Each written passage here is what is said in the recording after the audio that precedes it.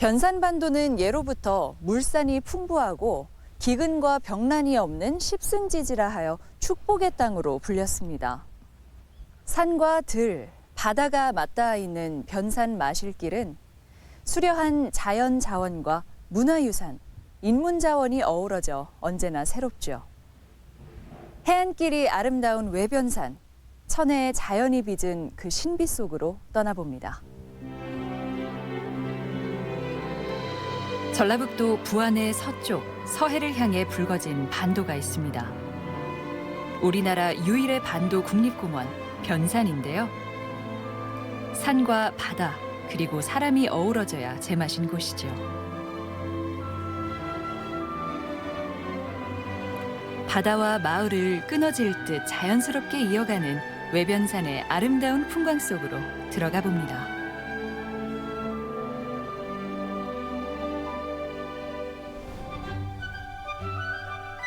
변산반도에는 8개의 마실길 코스가 있습니다. 3코스인 적벽강 노을길은 사시사철 아름다운 변산 마실길 중 가장 인기 있는 길인데요. 그 시작에 넓은 백사장과 울창한 소나무 숲을 자랑하는 고사포 해수욕장이 있습니다.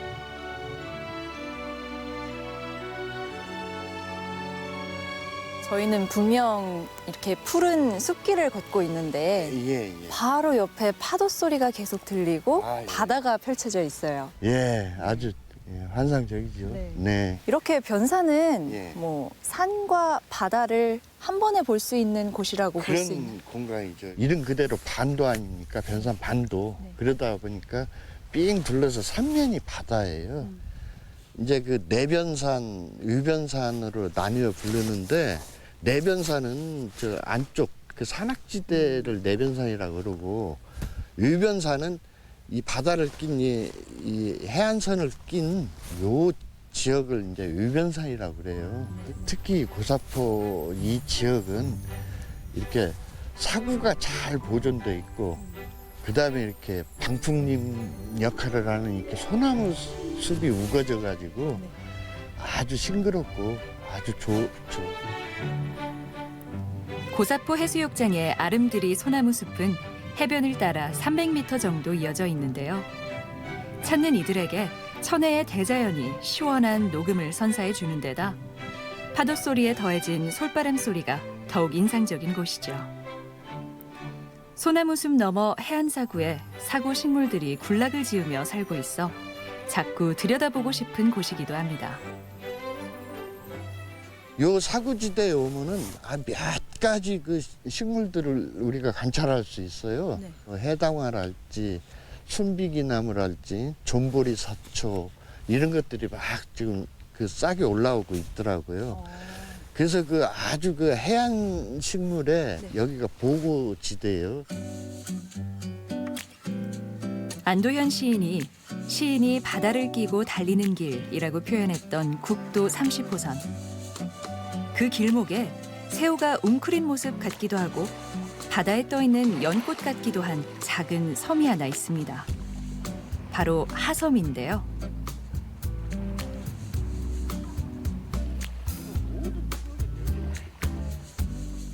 저는 말로만 들었는데 네. 여기가 이제 물이 빠지면 네. 저쪽까지 길이 딱 열린다는 그 하섬인 거죠? 예. 그러니까 그 성경의 그 모세의 기적처럼 네. 길이 딱 드러나는 거예요.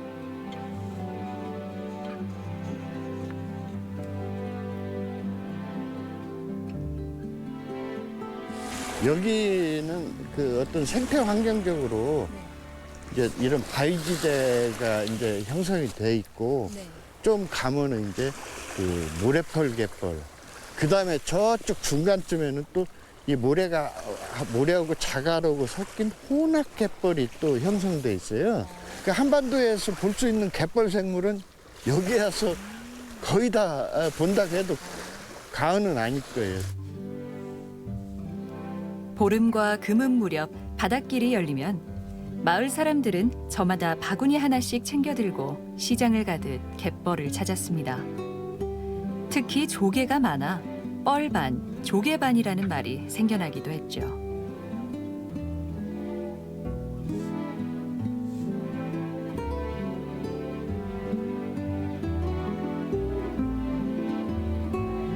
이 지역을 이제 30년 넘게 지켜봐 오셨잖아요. 네. 그럼 좀 눈여겨보는 생물이 있으세요? 해방조개라는 게 있어요. 그게 이제 학명으로는 이제 그 뭐 계량조개 혹은 노랑조개라고 하는데 표준어로는 근데 여기 사람들은 해방조개라고 해요. 그래서 왜 해방조개라고 했냐면은 이제 해방되던 해에 이제 그 가뭄이 들어가지고 흉년이 들어가지고 사람들이 다 굶어 죽게 생겼는데 이 갯벌에 해방조개가 쓴 거예요. 날마다 바닷가로 몰려들어서 그거 채취에다가 먹고 뭐 말리고 해가지고 배부르게 먹고 그래서 배고픔으로부터 해방시켜줬다고 해서 해방조개라고 하는데 지금도 그 해방조개는 납니다. 저희가 관찰했을 때는 한 6, 7년 주기로 서요. 해방조개랑 먹고 발 아래 살얼 일었다. 고려가요 청산별곡에 등장하는 것이 바로 해방조개인데요. 세상이 어떻게 돌아가는 줄도 모르고 여기가 제 땅이라 여기며 살았던 해방조개. 그래서 이곳 갯벌에서는 밭농사 10배의 소출이 나기도 했습니다. 고사포에서 적벽강으로 가는 바닷길. 해안선을 내내 옆구리에 끼고 걷는 듯한 느낌을 줘 더욱 정겨운데요. 해안선마다 풍경이 달리 보여 천의 얼굴을 가진 해변이라고도 하죠. 해안 관광지를 돌아 중막동 좁은 길로 들어서면 변산반도 최고의 관광 명소 중 하나인 적벽강과 만나게 됩니다.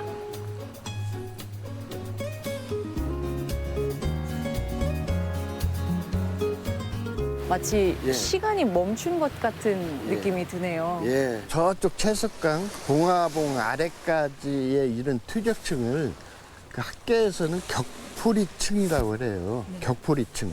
그래서 굉장히 그 다양한 형태의 퇴적층을 만날 수 있어요. 단층과 습곡이 유난히 발달돼 있는 적벽강 일대. 격포리층은 흑색 셰일로 이루어져 있는데요.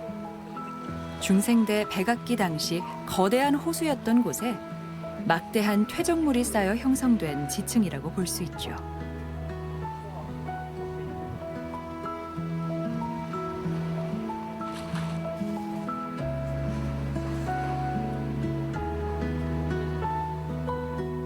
국제적으로도 굉장히 희귀한 암석이라고 그래요. 뭐냐면은 그저 수추가 불에서 이렇게 타버린 재 같은 형상을 이룬다고 해서 페퍼라이트라고 그래요. 이런 거 보고. 중간중간에 까만. 예. 뭐가 이렇게 끼어 있잖아요. 불에 탄 것 같은. 예. 그래서 저거 보고 페퍼라이트라고 그러는데 굉장히 아주 희귀한 암석이라고 합니다. 자세히 들여다보니까 네. 또 식물이 살기도 하고 그러네요. 예. 이 벼랑에는 그 각가지 지금 식물들이 분포하고 있어요. 특히 그 해국 같은 거, 저쪽에 저 담쟁이 같은 거, 그 원추리, 뭐 참나리, 아주 많은 종류의 식물이 여기에 분포합니다. 그런데 이제 사람들은 벼랑을 잘 유심히 안 보니까 어떤 식물이 사는지는 잘 모르죠. 자연이 참 신기한 게 저 식물 입장에서도 예. 저런 환경에서 자라는 게 쉽지는 않을 거잖아요. 격포리층에 과연 이런데 어떤 식물들이 살까를 염두에 두고 이렇게 쭉 훑어보면은 굉장히 재미를 느낄 수 있죠.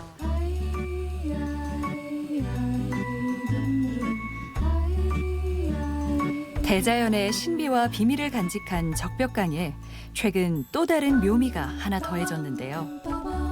계양할미 전설이 깃든 수성당을 둘러싸고 유채꽃밭이 장관을 이루고 있습니다. 노란 유채꽃이 푸른 바다와 어우러져 사람들 발길을 붙들고 있는데요. 최근에는 연인들의 데이트 코스로도 각광받을 만큼 새로운 관광지로 자리매김하고 있습니다.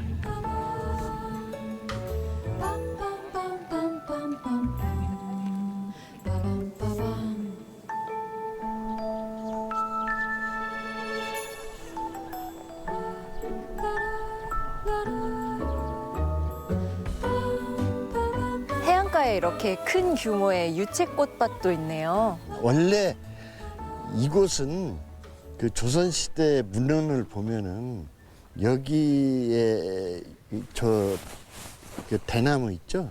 이제 여기 분들은 이제 저 대나무를 그 신우대라고 그러는데 저 대나무로 화살을 만들어요.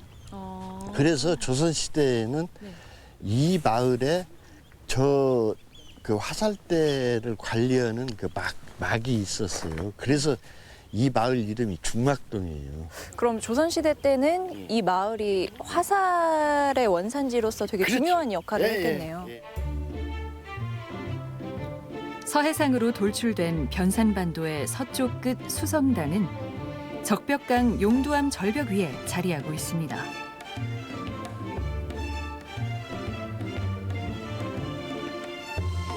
여울골을 열고 나와 바다의 풍어와 안녕을 기원하기 위해 서해를 다스리는 계양할미와 그의 8딸을 모신 제당이죠.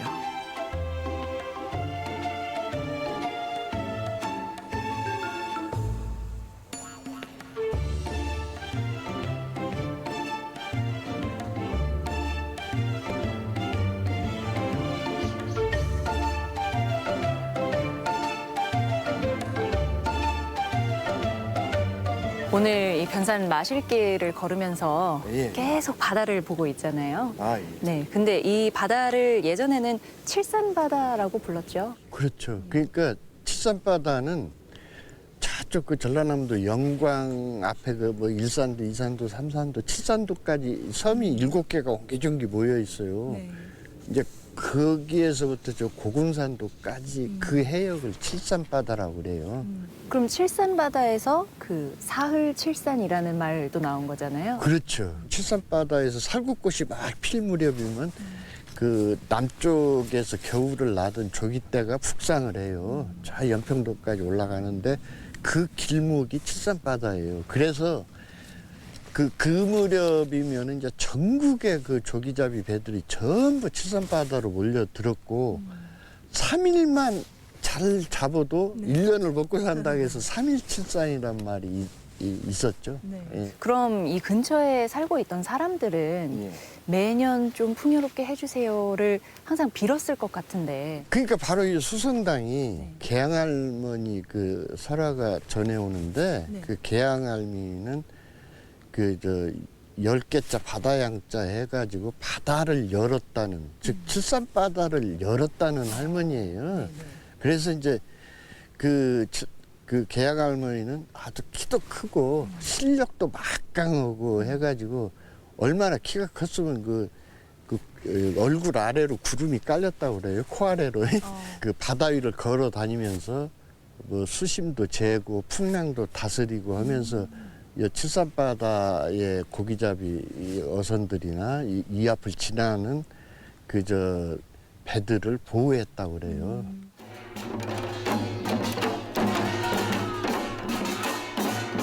보통 여신 설화에는 할미가 많이 등장하는데요. 밝을 한 그리고 어머니가 더해져 대모신, 즉 큰 어머니를 뜻하죠. 어부들을 보호해온 계양할미. 지금도 매년 정월 대보름이면 마을 주민들이 어부들의 생명을 보호하고 풍어를 비는 제를 지내곤 하죠.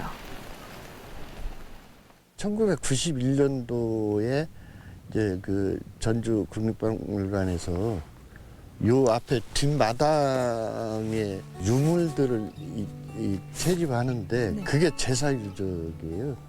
원삼국 시대에서부터 이곳에서 바다에 제사를 지내왔던 곳임이 밝혀졌죠.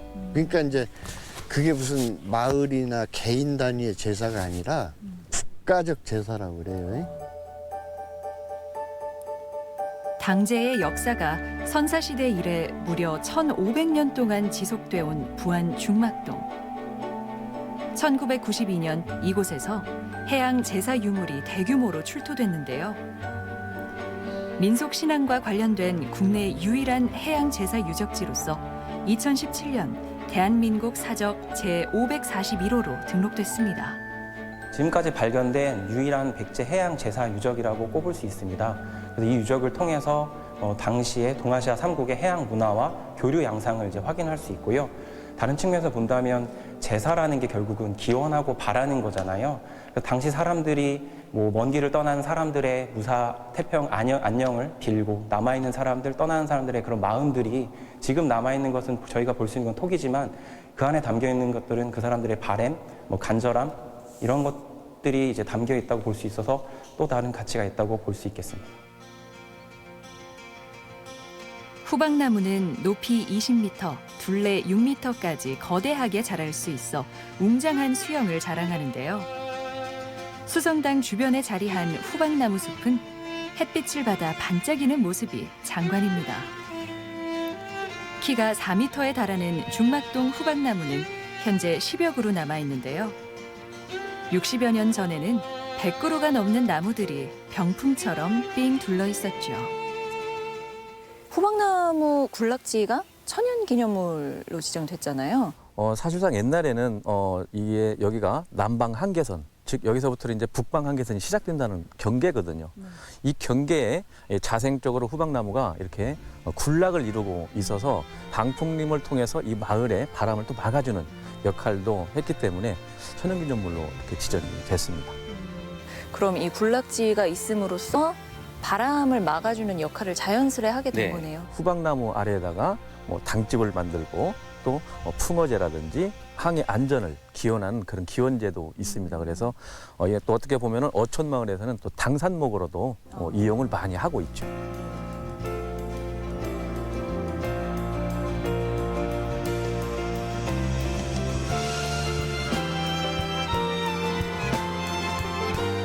이 후박나무는 이 자태가 상당히 단단하고 또 전체적으로 멀리서 보면 또 유세가 또 유풍이 당당한다고 하죠. 그래서 어떤 그런 강인함과 그런 또 그 장수의 의미도 함께 가지고 있습니다. 적벽강이 끝나는 곳에는 층층단으로 눈부신 채석강이 있습니다. 당나라 시인 이태백이 술을 마시며 놀았다는 중국의 채석강과 흡사하다고 해 지어진 이름이죠. 긴 세월 바닷물에 깎이면서 이루어낸 퇴적암층의 절경에 경회와 찬탄이 나오는 곳. 연안에 떠있는 배들이 어우러진 경관이 빼어나 변산 8경 중 1경에 속하는 곳입니다.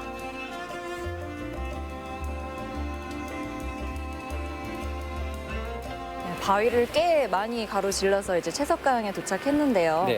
그 적벽강과 비교했을 때 채석강만의 특징이 있나요? 안반들이 전부 다 검은색 쪽으로 많이 보일 거예요. 바로 이곳은 이제 8,700만 년 전. 적벽강보다 먼저 이쪽이 더 나이가 오래됐어요. 그래서 여기는 또 주양이동단층이라 해서 평행으로 이렇게 단층이 일어나면서 함몰된 부분에 격포 분지가 만들어졌죠. 그래서 그 비가 오게 되면 또 그 빗물의 힘에 의해서 진흙과 모래와 자갈이 와서 여기에서 퇴적이 돼서 바로 이렇게 단단히 굳었던 것이죠. 지금 보고 계시는 것은 한 50m 정도는 지상에 보고 있는 거고 아래쪽으로는 뭐 300m 이상으로 이렇게 쌓여 있다라고 보시면 될 것 같습니다. 저희가 보통 채석강 하면 이렇게 일렬로 마치 책이 쌓아진 것처럼 일정한 그런 무늬를 기대하잖아요. 근데 여기는 보면 좀 질서에 어긋난 듯한 모양이 보이거든요. 저것은 이제 지금은 이제 원인이 밝혀져서 퇴적 동시성 변형 구조라고 이렇게 합니다. 여러 가지 원인 중에 지진도 있겠고 모든 것이 또 있겠지만 여기에서는 약간 많이 이렇게 구부러져 있거든요. 그래서 우리가 화산 활동이 있게 되면 마그마방이 불출되겠죠. 그럼 그곳이 비어져 있으면 그 위에서 누르고 있던 또 집안들이 중력에 의해서 바로 이렇게 그쪽을 함몰되겠죠. 그러면서 아직 퇴적물들이 굳지 않았을 때 바로 흘러가는 거죠. 경사면 쪽으로 흘러가다가 앞에서는 이제 에너지가 떨어지고 뒤에서는 미는 힘이 있기 때문에 이렇게 구부러지죠. 구부러지고 얘만 오는 게 아니라 또 뒤에서 또 밀고 와서 저렇게 많이 구부러져 있는 게 바로 퇴적 동시성 변형 구조라고 이렇게 얘기합니다. 네. 말로 들을 때는 이렇게 한 번에 일어난 것 같지만 사실 저런 문양도 수천 년이 흘러야 저게 되는 거죠. 서해의 진주라 불리는 채석강. 층층이 쌓인 안반이 비현실적인 절경을 만들어내는 것도 놀랍지만 진짜 명물은 따로 있습니다. 숱한 세월 동안 파도에 씻기면서 묵묵히 버틴 바위 절벽 아래로 떨어지는 서해 낙조인데요. 강화 성모도, 태안 안면도와 더불어 서해안 3대 낙조 가운데 하나로 손꼽히기도 합니다. 8,700만 년 전 중생대 백악기에 생성된 적벽강과 채석강. 빼어난 해안 절경은 살아있는 지질 교과서로 불리고 있습니다. 천천히 걸으며 오랜 시간 동안 품에 간직하고 싶은 외변산.